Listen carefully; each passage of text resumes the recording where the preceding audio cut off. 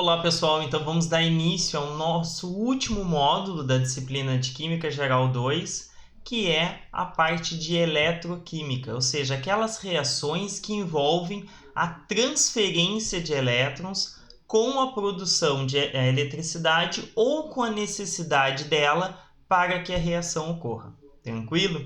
Bom, então da onde surge a parte da eletroquímica? Ela inicia lá no meio do século XVIII, com os estudos de Luigi Galvani. O que Galvani estudava? Ele estudava, a origem, a natureza da eletricidade e da onde ela vinha. E para ele acreditava que quando ele fazia estudo com Hus, ele encostava no nervo ligado à perna dessa rã, com um determinado metal, e com outro metal ele encostava na perna. E aí a rã, mesmo dessecada, ela fazia movimentos como se existisse uma energia. E essa energia, que era a eletricidade, ele acreditava que provinha dos músculos. Então, por muito tempo, ele estudou essa origem, da onde vinha, mas sempre imaginando que vinha do músculo da rã e não dos metais que ele estava utilizando. Esse equívoco só vai se resolver no final desse século com os estudos de Alessandro Volta. Volta, ao observar esse tipo de estudo, ele começou a não observar somente a rã, mas sim os metais utilizados. Então ele sugere que a eletricidade vem dos diferentes metais e ele constrói a sua primeira pilha.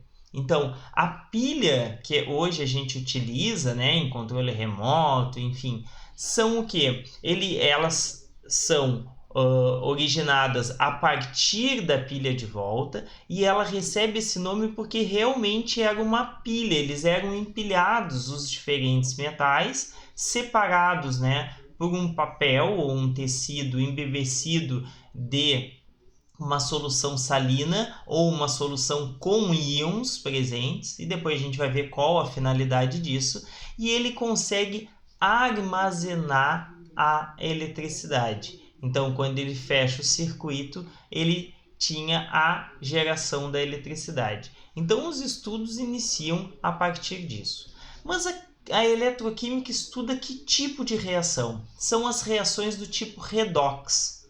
O que é uma reação redox? São as reações de redução e oxidação. E é importante que saibamos que a redução e oxidação ocorrem sempre juntas. Para que alguém se oxide, alguém tem que se reduzir. Então, as reações de oxidação-redução, ou apenas redox, são aquelas que ocorrem com transferência de elétrons. Então, aqui eu tenho a combustão do magnésio. E o que acontece aqui? Aqui é O2, tá, pessoal? Não é Cl2. Então, o que ocorre nessa reação? Eu tenho o magnésio metálico, que vai reagir com oxigênio, gasoso, não é Cl, é oxigênio, formando o óxido de magnésio. Mas como é que eu vou saber se houve transferência de elétrons aqui? Porque eu disse que as reações são aquelas que envolvem a transferência de elétrons. Bom, se eu pegar o número de oxidação do oxigênio, agora é correto, eu vejo que ele tinha número de oxidação 0 e ele passa para número de oxidação menos 2.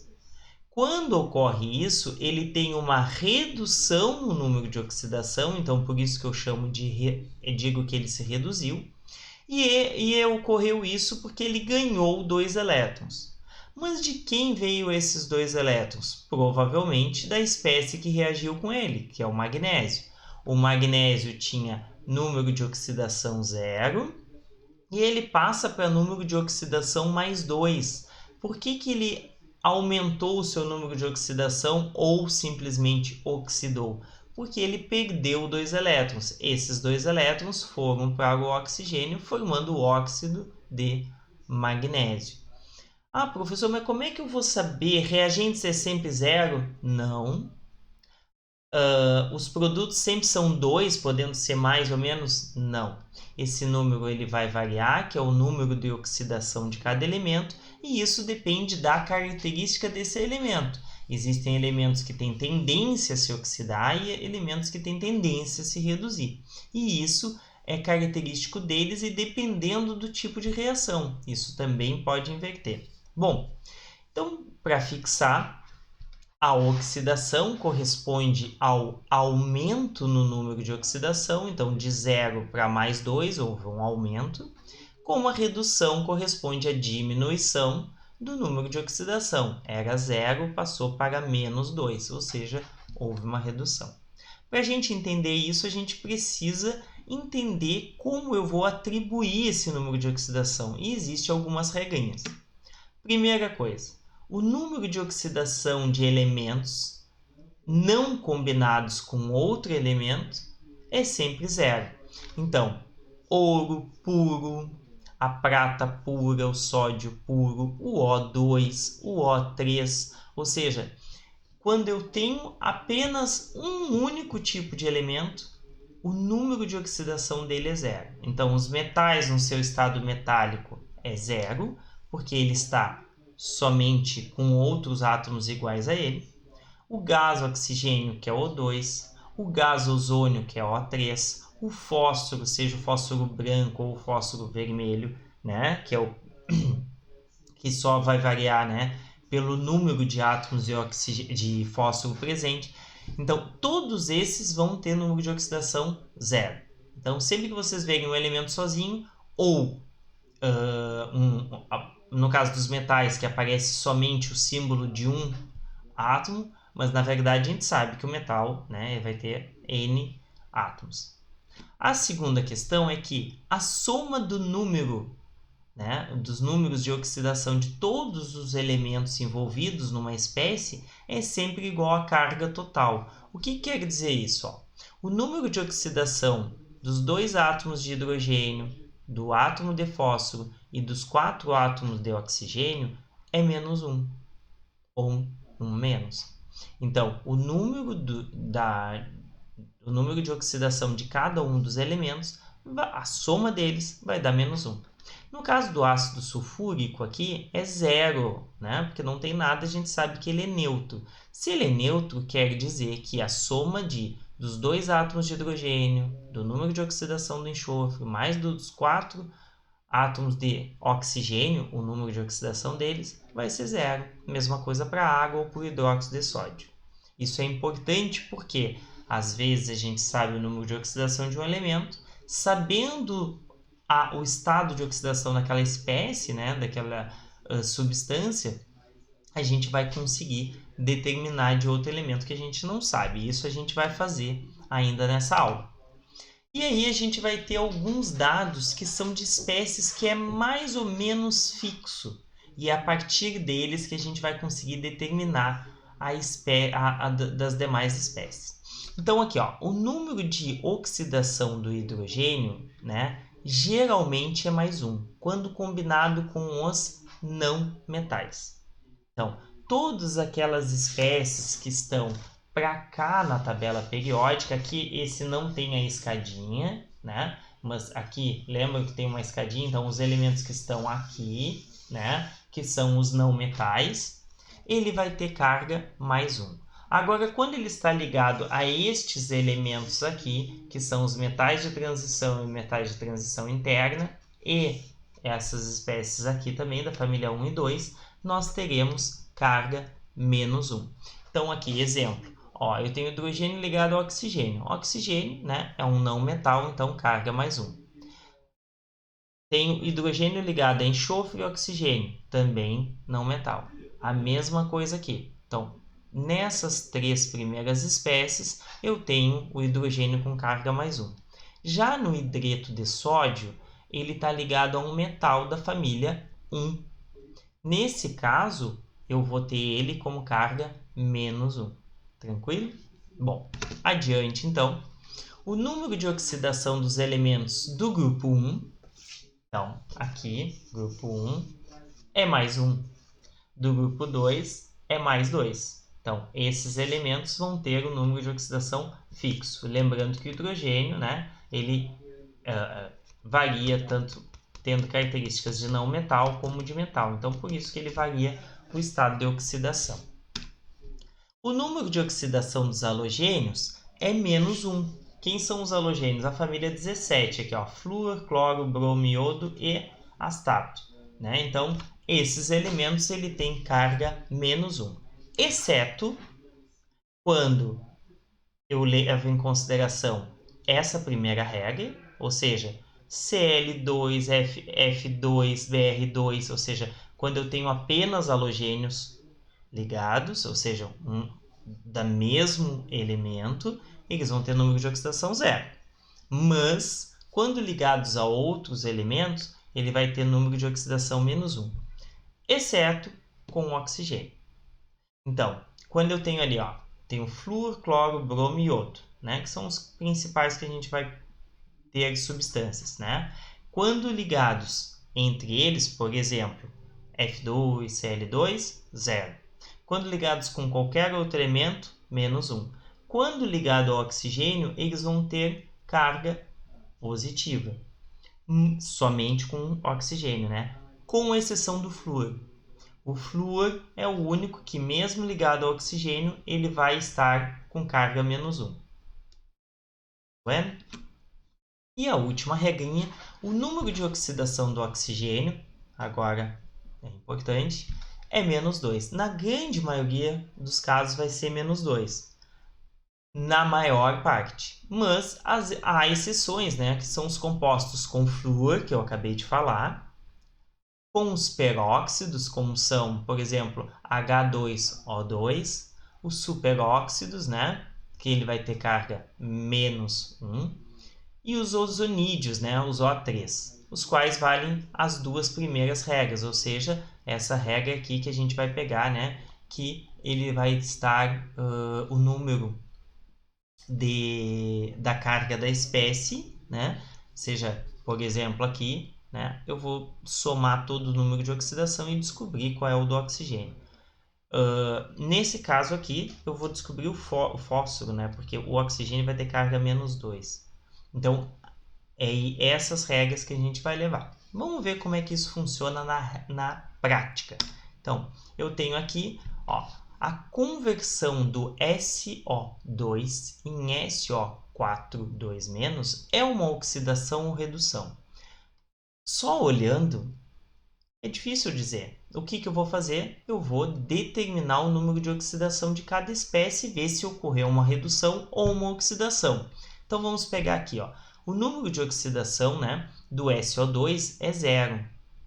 Então, ele não tem carga nenhuma, eu sei que é 0. Então, ó, o número de oxidação do enxofre mais 2 vezes o número de oxidação do oxigênio. Por que 2 vezes? Porque é O2, são 2, né? Então, é 2 vezes. A soma disso tudo vai dar 0. Eu não sei o do enxofre, mas do oxigênio eu acabei de falar para vocês que na grande maioria dos casos vai ser menos 2. Então, 2 vezes menos 2 é menos 4. Somado com esse aqui vai dar 0. Como eu não sei o desse aqui, eu vou pegar o menos 4, passar para o outro lado e eu descubro que o número de oxidação do meu enxofre é mais 4. Professor, é sempre mais 4? Não. Os fixos eu já contei para vocês no slide anterior. O enxofre não estava incluso entre eles. Então, o que eu vou fazer? Agora eu vou determinar o número de oxidação do SO4 2-. Eu sei que a soma do número de oxidação das espécies é menos 2. O que eu vou fazer? O número de oxidação do enxofre mais 4 vezes o número de oxidação do oxigênio. Olha que agora eu tenho 4 oxigênios nessa espécie. Tudo isso somado é igual a menos 2. Bom, o número de oxidação do oxigênio é menos 2, ou seja, eles permanecem iguais, né? Vezes 4 é menos 8. Somado a esse aqui vai dar menos 2. Como eu não sei o desse aqui, eu pego o menos 8, passo para o outro lado com o sinal invertido e descubro que o enxofre tem número de oxidação mais 6 nessa espécie.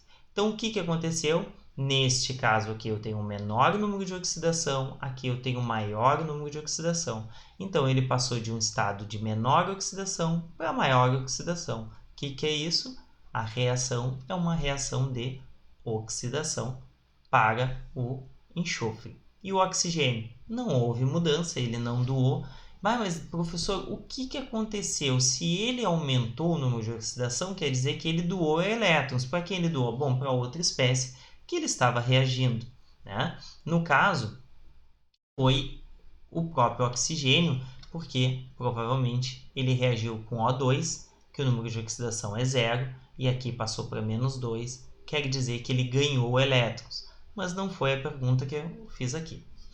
Agora tem outro exemplo aqui, né? Encontre o número de oxidação do enxofre, do fósforo e do cloro em H2S, P4O6 e ClO-. Então, vamos lá. Nesse primeiro caso aqui, eu tenho que o número de oxidação dessa espécie é 0, porque não tem carga. Então, eu preciso saber que 2 vezes o número de oxidação do hidrogênio mais 1 vez o número de oxidação do enxofre é igual a 0. O número de oxidação do hidrogênio eu sei que é 1. Por quê? Porque ele está ligado a um não metal. Então, é mais 1. 2 vezes mais 1 é mais 2. Passo para o outro lado, menos 2 é o número de oxidação do enxofre. Viram que antes ele já alterou agora novamente o número de oxidação? Então, nesse caso aqui, o número de oxidação do enxofre é menos 2. P4O6. Então, como não é uma espécie carregada, eu sei que a soma do número de oxidação das espécies é 0. Então, 4 vezes o número de oxidação do fósforo, porque eu tenho P4. 6 vezes o número de oxidação do oxigênio, porque eu tenho O6. Isso tudo é igual a 0. Substituindo o valor aqui do oxigênio, porque eu sei que ele é menos 2, ele não é um peróxido e ele não está ligado ao flúor, então menos 2, né? Menos 2 vezes 6, 12, divididos pelos 4 aqui. Por que pelos 4, professor? Porque se eu passar agora esse 12 para o outro lado, eu sei que a soma do número de oxidação dos 4 flúor, né, e todos eles são iguais nessa espécie, vai dar 12. Então, se eu dividir por 4, o que vai acontecer? Eu vou descobrir o número de oxidação de cada átomo de flúor nessa espécie.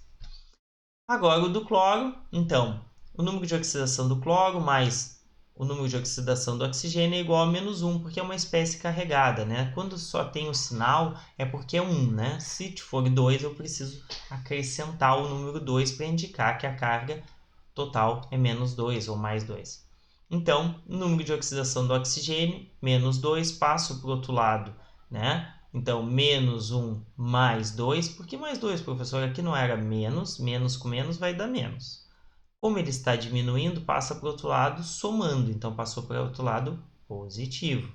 Com o menos 1, descubro que a carga do cloro é mais 1. Então, olha que interessante o que eu falei para você sobre os halogênios, né? Os halogênios eles têm geralmente carga menos 1, a não ser quando eles estão ligados entre si, que a carga é 0, mas existem espécies que ele vai ter carga diferente de menos 1. Uma coisa interessante vocês observar, pessoal, é que eu preciso sempre levar em consideração que existem elementos que eu sei, por exemplo, o hidrogênio, que vai ser bastante utilizado, o oxigênio, que geralmente o oxigênio vai ter carga menos 2, então dificilmente eu vou ter espécies como peróxidos, posso ter, né? Como H2O2. O que é um peróxido? Quando eu tenho 2 átomos de oxigênio ligados entre si.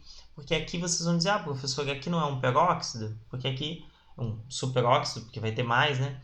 De oxigênio, porque eles não estão ligados entre si, eles vão estar ligados na volta do fósforo, né? Então, eles não vão estar um átomo de oxigênio ligado ao outro. Bom, o que nós tínhamos para falar sobre o número de oxidação é isso. Na próxima aula, a gente vai entender um pouquinho mais sobre essas reações que envolvem a transferência de elétrons. Então, até a próxima aula.